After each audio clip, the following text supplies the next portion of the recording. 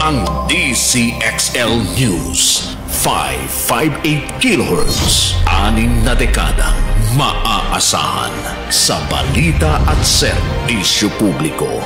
Ang himpilan ng RMN Network sa Mega Manila. Live sa radio at online.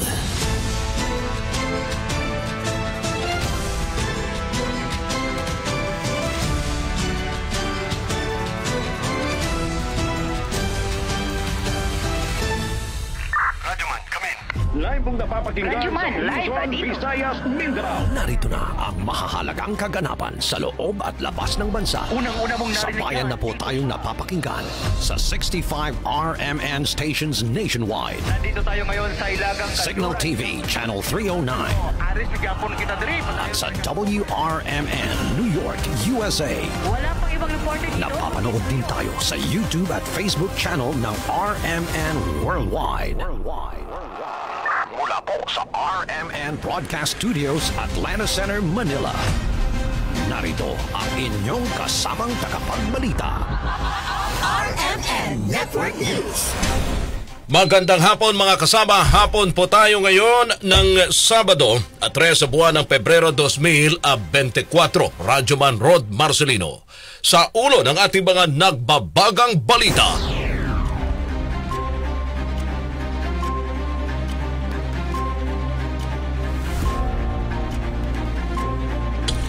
Napaulad na nasawi dahil sa sama ng panahon sa Davao Region, lumobo pa sa 8. 4 na miyembro naman ng isang pamilya sa Davao del Norte patay matapos malibing ng buhay dahil sa landslide. Pag-aangkat ng baka at kalabaw at mga produkto nito mula sa Libya, Russia, South Korea at Thailand ipinagbawal ng Department of Agriculture. Grupo ng mga tsuper pumalag sa guidelines na inilabas ng LTFRB sa mga unconsolidated na PUVs. At 5 taong gulang na batang nadamay sa pagsabog sa pabrika ng mga paputok sa Cabuyao, Laguna, umanaw na rin. Bilang ng mga nasawi, umakyat na sa 5. Sa police report, barangay captain sa Zamboanga del Sur patay matapos mabagsakan ng natumbang puno. At sa ibayong dagat mga kasama, US dumepensa sa paglunsad ng airstrike sa Iraq at Syria kaninang madaling araw. Balitang sports, Los Angeles Clippers at Miami Heat panalo na naman matapos walisin ang mga kulelat na teams. Sa entertainment, Melay Cantiveros ala Ivana Alawi at Zainab Harake sa IG host. RMN Network News.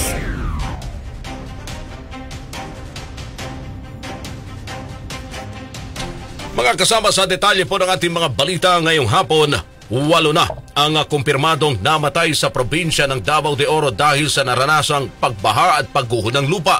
Ayon sa Davao de Oro Provincial Disaster Risk Reduction and Management Office o PDRRMO, 2 ang nadagdag sa listahan na mga namatay mula sa 6 kahapon. Ang isa sa mga nasawi ay mula sa Pantukan at 58 anyos na taong gulang na lola ay natagpuang patay sa Mongkayo. Patuloy naman ang pamamahagi ng tulong sa mga apektadong residente sa naturang probinsya. Samantala sa ngayon ay lubog pa rin sa baha ang ilang lugar sa Davao del Norte, Davao de Oro, Davao Oriental at Davao City. Pero unti-unti na rin humuhupa ang pagbaha sa naturang mga lugar. RMN Network News. Sa Davao del Norte mga kasama, 4 na mga miyembro ng isang pamilya patay sa landslide. Mula sa RMN Davao, kasama mo sa balita, Radyo Man Kirby Manzon. RMN Live Reports.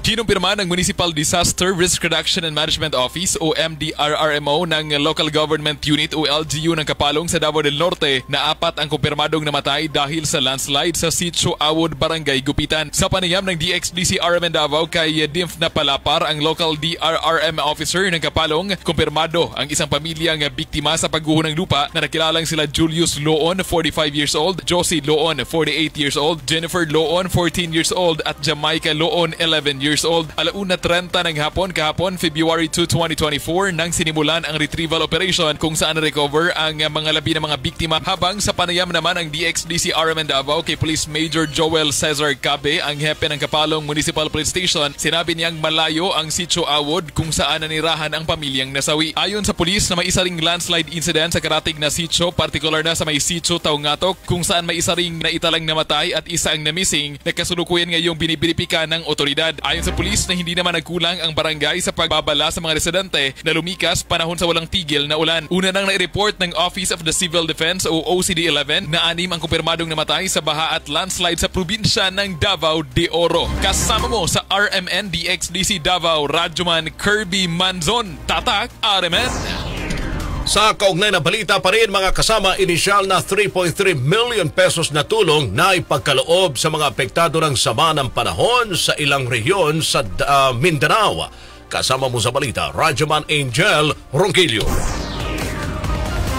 Nakapaghatid na nga ng tulong ang pamahalaan sa mga kababayan natin sa Mindanao na apektado ng mga pag-ulan, pagbaha at landslide. Sa pinakahuling ulat ng National Disaster Risk Reduction and Management Council, nasa 3.3 milyon na inisyal na tulong ang naipagkaloob sa mga apektadong pamilya. Kabilang sa mga ayuda ibinigay ay mga family food packs, family kits at iba pa.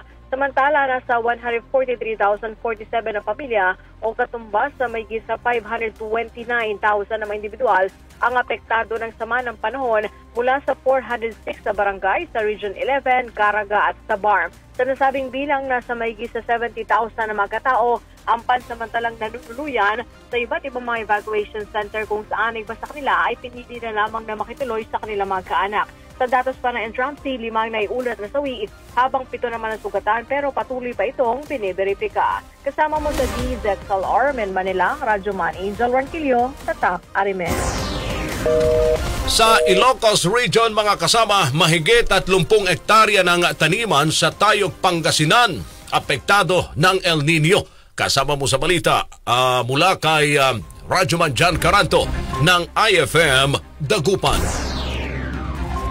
Inihayag ng Department of Agriculture Region 1 na mayroon nang naitala ang ahensya na lugar o taniman sa Ilocos Region na lubhang naapektuhan ng nararanasang El Nino phenomenon. Sinabi ni DA Ilocos Region Regional Technical Director Dennis Taktak na dahil sa epekto ng El Nino phenomenon ay apektado na ang mahigit 34 na hektarya ng mga pananim sa Barangay Evangelista Bayan ng Tayog dito sa lalawigan ng Pangasinan, kung saan 30 mga magsasaka na rin ang apektado rito. Pangunahing naapektuhan ng mga pananim na palay kung saan makikita sa mga kuhang sa mga taniman ay malapit ng matuyo at mamatay dahil sa matinding epekto ng El Nino. Nagkabitak-bitak na rin ang mga lupa dahil sa matinding tagtuyot na nararanasan sa lugar. Bilang sagot sa problema ng mga magsasaka ay namahagi na ang ahensya ng iba't ibang mga tulong gaya na lamang ng pamimigay ng alternatibong mga pananim gaya na lamang ng mais at iba pa, kung saan ang mga ito ay hindi halos nangangailangan ng tubig. Sa ngayon ay patuloy pa na minomonitor ng ahensya ang mga lugar sa Ilocos Region kung meron pa nga bang lubhang naapektuhan ng El Nino phenomenon.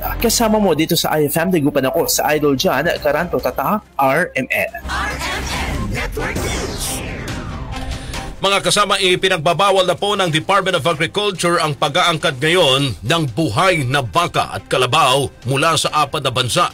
Partikular dito ang mga bansa ng Libya, Russia, South Korea, Thailand dahil na rin sa outbreaks ng lumpy skin disease. Batay sa inilabas na Memorandum Order No. 6 ni Agriculture Secretary Francisco Tio Laurel Jr., hindi muna pinapayagan ang pagpasok sa bansa ng buhay na baka at kalabaw maging ang mga produkto gawa rito tulad ng gatas, milk products, embryos, balat at semen galing sa mga nabanggit na bansa. Effective immediately ang kautusan ng kalihim. Kasunod na rin ang report ng World Organization for Animal Health kung saan laganap ang sakit na LSD sa mga baka at kalabaw sa mga nasabing bansa simula pa noong Nobyembre noong nakaraang taon.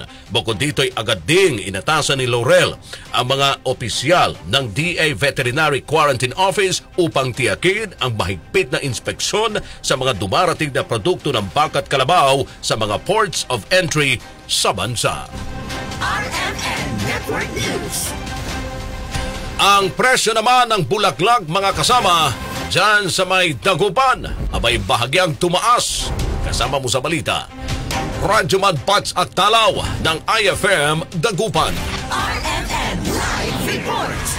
Nakitaan ng bagyang pagtaas sa presyo ng ilan sa mga pamilihang nagbebenta ng bulaklak dito sa Dagupan City sa unang bungad pa lang ngayong buwan. Ayon sa ilang matindero ng bulaklak, asa naman na lalo pang tumaas ang presyo nito sa uling linggo bago mag-February 14 yung Valentine's Day kung saan pwedeng pumalo ang presyo nito ng 1,000 piso ang kada bundle. Mula sa dating presyo nito na 40 pesos per stem ay tinaas na ito sa 100 pesos per stem, bagay na malaki itinaas kumpara sa normal na araw ng pagbebenta nito. Bukod sa first time ng mga bulaklak, may mga buki naman na inihahanda ang mga nagbebenta kung saan depende sa klase at pag-customize ang presyo nito. Naglalaro ang presyo ng bouquet sa 250 pesos hanggang 600 pesos depende naman sa disenyo at bulaklak na gagamitin. Sa ngayon, mas mabenta pa din naman ang mga dried flowers dahil hindi ito basta-basta mawawalan ng kulay at maganda din ang itsura nito kaysa sa mga presyo ng mga bulaklak na magtatagal lamang ng ilang araw. Kasama na dito sa FM Dagupan, ito si Idol Bats Talaw, Tatak RMN.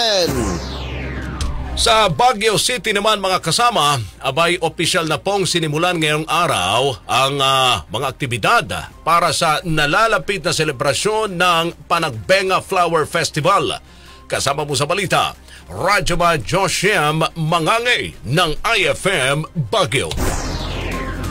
Ngayong araw ay opisyal nang sinimula ng selebrasyon ng Baguio City Flower Festival o Panagbenga 2024 sa isang parada, tampok ang mga kalahok para sa drum and lyre competition. Kasama din pumarada ang mga opisyal na lungsod sa pangunguna ni Mayor Benjamin Magalong. Para sa parada ay sinara ang bahagi ng South Drive, kabaan ng Session Road, Harrison Road at Lake Drive. Magtatapos naman ang nasabing parada sa may Melvin Jones Grandstand kung saan magpapatagisan sa ground demonstration ng 6 na paaralang kabilang sa drum and lyre competition. Masugid namang nakaalalay sa pagpapanatili ng kaayusan at kapayapaan ang mga miyembro ng Baguio City Police Office na nagsilbing mga marshals sa ruta ng parada habang ang iba ay pinagpapatrolya sa mga matataong lugar tulad ng mga tourist spots upang masiguro ang kaligtasan ng mga residente at mga bisita. Iba't ibang mga kaganapan ang nakatakda sa mga araw para sa buwan ng Pebrero, ngunit tiyak na pinakaabangan ng lahat ang Grand Street Parade na gaganapin sa February 24 at ang Grand Float Parade naman sa February 25. Para sa kompletong listahan ng mga kaganapan sa pagdiriwang ng Panagbenga 2024, bisitahin lamang ang official page na Panagbenga The Flower Festival. Nagbabalita mula IFM Baguio, Radyoman Josiem Mangangay, Tatak RMN. Good news po, negatibo na sa African Swine Fever ang 3 bayan ng Occidental Mindoro. Ito ang deklarasyon ng Department of Agriculture matapos mag-negatibo sa ASF ang blood samples na isinagawa sa mga baboy. Partikular na ASF-free ang mga bayan ng San Jose, Santa Cruz at Rizal. Bunsod nito ay maaring mag-angkat na po ng mga produkto ng baboy sa mga nasabing bayan sa Occidental Mindoro. RMN Network News. Pamamahagi naman ang tulong sa higit 12,000 magsasaka dyan sa may Candaba, Pampanga, pinangunahan ni Pangulong Marcos. Kasama mo sa balita, Radyoman Chanel Salazar. RMN Live Report. Walang magugutom sa bagong Pilipinas. Ang pangako ni Pangulong Bongbong Marcos sa kanyang talumpati sa ceremonial palay harvesting at distribution of various assistance sa Candaba, Pampanga. Sa naturang seremonya, pinangunahan ng Pangulo ang pamamahagi ng tulong sa higit 12,000 na magsasaka at 10 kooperatiba at asosasyon. Partikular dito ang pagbibigay ng holding truck, binhi, financial assistance at mga pataba na makakatulong sa magandang ani ng mga magsasaka. Ayon kay Pangulong Marcos, sa pamamagitan ng sapat na tulong mula sa gobyerno at modernong kaalaman sa sektor ng agrikultura ay wala ng Pilipinong magugutom. Tiniyak din ng Pangulo sa mga magsasaka ang suporta ng pamahalaan sa lahat ng kanilang mga pagsisikap upang matiyak ang magandang ani. Ang bawat pinhian niyang itatanim ng mga magsasaka ay magsisilbing pundasyon na isang matatag at masaganang kinabukasan. Kinilala naman ni Pangulong Marcos ang pagsisikap at dedikasyon ng mga magsasaka na nagresulta sa pagtaas ng produksyon ng bigas noong 2023. Kasama mo sa DZXL RMN Manila, Radyoman Chanel Salazar, Tatak RMN. RMN Network News. Mga kasama, pumano na rin ang 5 taong gulang na batang nadamay sa pagsabog sa pabrika ng paputok sa Barangay Bigaa, Cabuyao, Laguna. Kinumpirma ni Cabuyao Information Officer Chief Aris Mane na nagawa pang mailipat ang bata sa ospital sa Quezon City pero binawian din ito ng buhay. Bunsod nito'y umakyat na sa 5 ang patay sa pagsabog ng Lima rin ang sugatan na batid na bagamat may mga permit ang nasabing fabrika, hindi ito ang unang beses na nagkasunog sa nasabing lugar. RMN Network News. Umalma ang grupo ng mga tsuper sa inilabas ng Land Transportation Franchising and Regulatory Board na guidelines sa pinalawig na PUV consolidation deadline sa Memorandum Circular na inilabas ng LTFRB. Nakasaad dito papayagan ang mga operator na bumiyahe hanggang sa katapusan ng Abril kahit hindi consolidated pero mayroong mga kondisyon. Kasama na rito ang rehistro ng mga PUV sa Land Transportation Office at valid personal passenger accident insurance coverage. Papayagan din ang PUV na bumiyahe sa mga rutang hindi pa nakakapag-consolidate. Pero sinabi ni Piston National President Modi Floranda, ang naturang paghihigpit daw ay para mapilitang magpa-consolidate ang ilang jeepney drivers. Anya, malinaw daw sa kakatapos na hearing sa Kamara na hindi dapat nang huhuli ang LTO ng mga unconsolidated na jeep at payagan ring pumasada. Giit ni Floranda, hindi sila kontra sa PUV modernization pero dapat daw ay ibahin ang pamamaraan sa modernisasyon ng mga jeep. Para sa kanyang pananakot na deadline ng consolidation sa Abril 30 ay isang uri ng torture sa mga operators at drivers ng PUV maging sa mga commuter. RMN Network News. 4 na sospek naman sa pagsunog ng modern jeep dyan sa may Katanawan, Quezon, arestado. Mula sa RMN Quezon, kasama mo sa balita, Radyoman Edgardo Maceda. RMN Live Report. 4 na pawang edukadong mga tao ang naging suspect sa pagsunog sa modern jeepney na pag-aari ng Gumaca Transport Service Cooperative sa Barangay Dahican, Katanawan, Quezon. Ang mga suspect ay kinilala na sina alias Ernesto 50 anyos, isang sales manager ng Bacoor, Cavite, 2 civil engineers na sina alias Noel 54 anyos ng Barangay Tagpos, Binangonan, Rizal, alias Dominic 28 anyos ng Barangay San Fernando, Cabiao, Nueva Ecija at alias Jade, isang film director ng Barangay Capitolio, Pasig City. Ang mga ito ay kasalukuyan nasa pangangalaga ng Katanawan PNP. Samantala, sumiklab naman ang sunog sa CGM gasoline station na pagmamay-ari ng isang seaman na si Gilbert Casillo Manalo sa Sitio Centro, Barangay Talisay, Chaong, Quezon. Tinatayang nasa 800,000 pesos ang damage sa nasabing sunog na napulan makalipas ang 8 minuto. Ayon sa inisyal na investigasyon ng Chaong PNP, nagsimula nga po sa isa sa mga dispensing pumps na nagliyab sanhi ng welding machine. Kasama mo sa RMN Quezon Province, Radyoman Edgardo Maceda, Tatak RMN. RMN Network News. Sa iba pang mga balita, mga kasama, muling tiniyak po ng pamahalaan ang commitment nito sa pagbibigay ng mabisa at transparent na public service upang masiguro ang pagpugsa sa korupsyon sa gobyerno. Ito ang binigyan diin ni Executive Secretary Lucas Bersamin kasunod ng report kung saan bahagyang bumaba ang ranggo ng Pilipinas sa 2023 Global Corruption Index. Batay sa 2023 Corruption Perception Index na isinagawa ng Erlin-based organization na Transparency International, mula sa 116 na pwesto noong nakarang taon, bumaba ng 1 puntos ang ranggo ng Pilipinas ngayong taon. Ayon kay Bersamin, ang resulta ng Global Corruption Index ay nagpapakita at kinikilala ng gobyerno upang patuloy na paigihin ang paglaban sa korupsyon sa bansa at isulong ang mas magagandang reforma sa pamahalaan tulad ng digitalization. Nabatid na ilan sa mga naging batayan sa pag-aaral ng Transparency International ay ang mga usapin patungkol sa bribery, diversion of public funds, paggamit ng public office para sa sariling interes, red tape, nepotism at iba pa. RMN Network News. Hindi rin pabor si Department of Interior and Local Government Secretary Benhur Abalos na ihiwalay ang Mindanao sa Pilipinas. Para sa kalihim ng DILG, dapat ay manatiling nagkakaisa at hindi nahahati ang bansa para siguraduhin ang kapayapaan, pag-unlad at development sa Mindanao.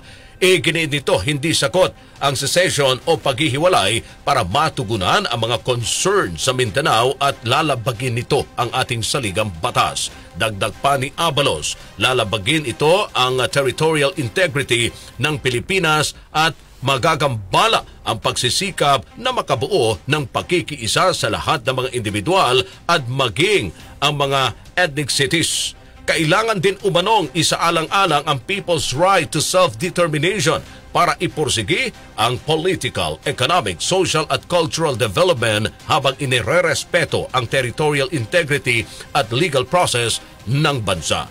Ipinunto din ito, dapat magkaroon ang mga taga-Mindanao ng kalayaan para sa kanilang political choices o ipursigi ang economic, social at cultural progress.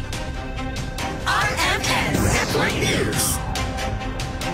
Mga kasama, suntok umano sa buwan o napaka-imposibleng matupad ng mga nagsusulong na ihiwalay ang Mindanao sa Pilipinas. Sa naging panayam ng DCXL News sa constitutional expert at dating presidente ng Integrated Bar of the Philippines na si Atty. Domingo Cayosa, sinabi nito, sa sistema ngayon ng bansa ay napakahirap itong gawin. Tinukoy ni Cayosa ang isyong legal, constitutionality at politically. Anya bagamat iginagalang umano ni Cayosa ang pahayag ng dating Pangulong Rodrigo Duterte, bunsod ng emosyon nito, pagtatampo at usapin sa pakikialam ng International Criminal Court o ICC, katakot-takot naman daw ang proseso ang dadaanan kung magiging separate at independent ang Mindanao sa Pilipinas. Sa ilalim lamang daw ng saligang batas ngayon, binibigyan diin ng mga salitang territorial integrity at wala ni anumang proseso na magbibigay daan upang mahiwalay ang isang rehiyon sa Pilipinas, liban na lamang kung magkaroon ng amyenda sa konstitusyon na dadaan pa rin sa butas ng karayom. Sa ating mga iba't ibang konstitusyon, consistent po naman na ang Republika ng Pilipinas, Luzon, Visayas, Mindanao. So kung titignan ko natin yung proseso, wala ko sa konstitusyon yung proseso ng pagbitak sa ating Pilipinas. Kasi yung constitution, kung titignan natin, maraming provision dyan sa armed forces, national policy, sa patrimony, foreign at lahat ng mga ibang aspeto ng constitution at gobyerno. Nakasentro dyan kung sa isang prinsipyo of territorial integrity. Walang nakalagay dyan na proseso kung paano maghiwa-hiwalay yung mga parte ng Pilipinas. Kasi sa ating mga batas ngayon, sa ating constitution na pinakamataas nating batas, dapat buo yan. Ngayon, it is a practical impossibility. It can also be a legal impossibility. Si constitutional expert at dating presidente ng Integrated Bar of the Philippines na si Atty. Domingo Cayosa sa panayam ng DCXL News. RMN Network News.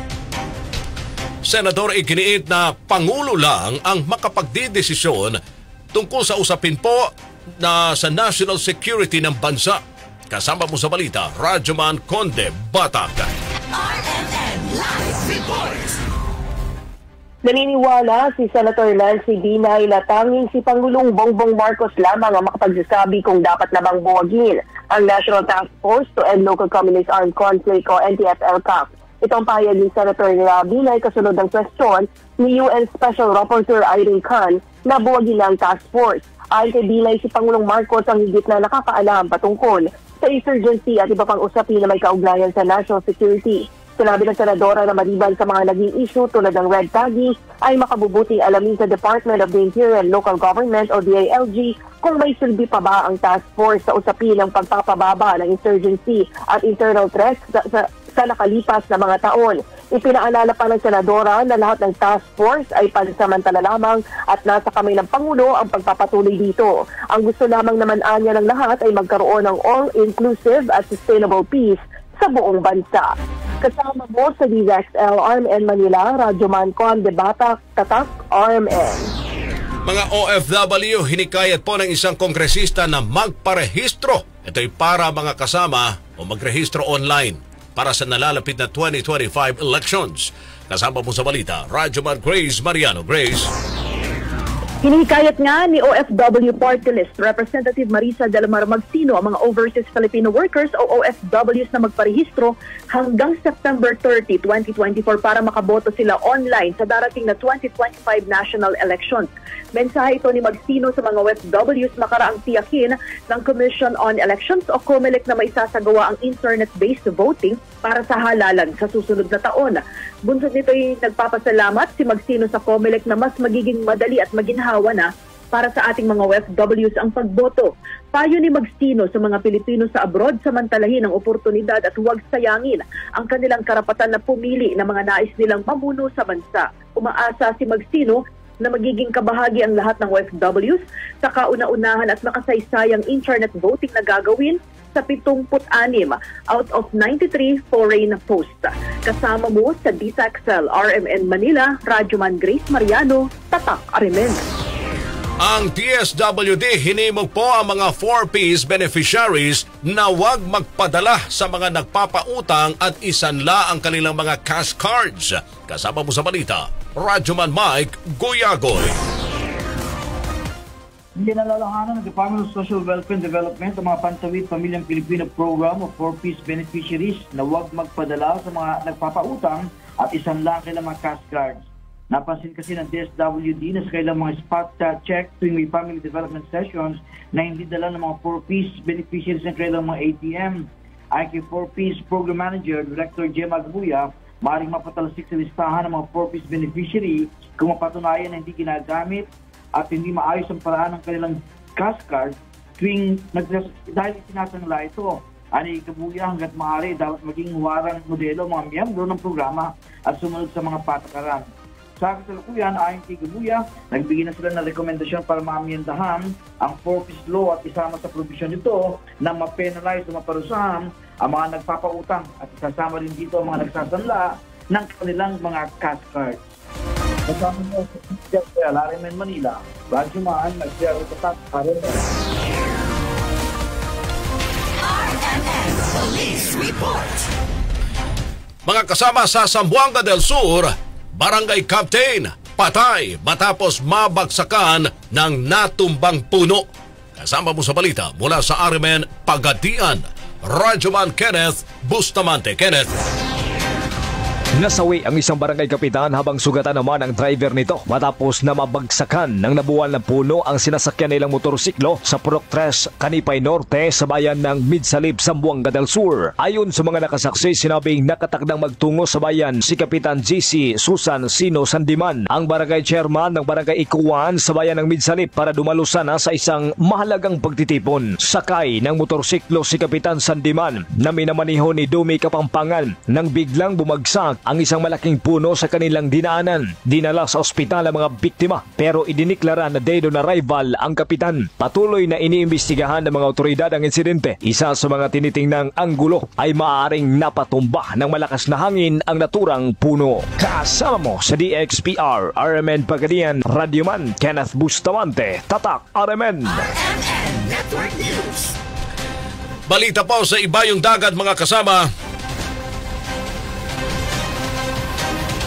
Dumepensa ngayon ang Amerika matapos maglunsad ng airstrike ang ilang pasilidad sa bansang Iraq at Syria sa natumagal naman ng 30 minuto.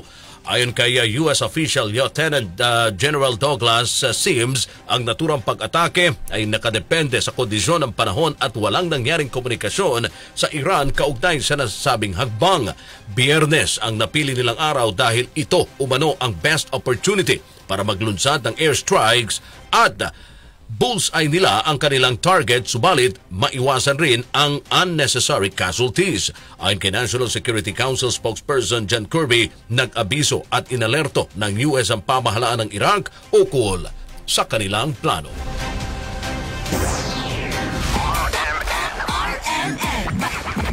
Balitang Sports. Winalis po ng Los Angeles Clippers ang isa sa mga kulelat na teams sa NBA na Detroit Pistons sa score na 136-125. Nanguna sa opensa ng Clippers ang All-Star na si Kawhi Leonard na nagbuhos po ng 33 puntos para maitalang kanilang ika-33 panalo. Habang tumulong din ang mga veteran stars na sina Russell Westbrook at Paul George upang ipagtikim sa Pistons ang ika-42 talo.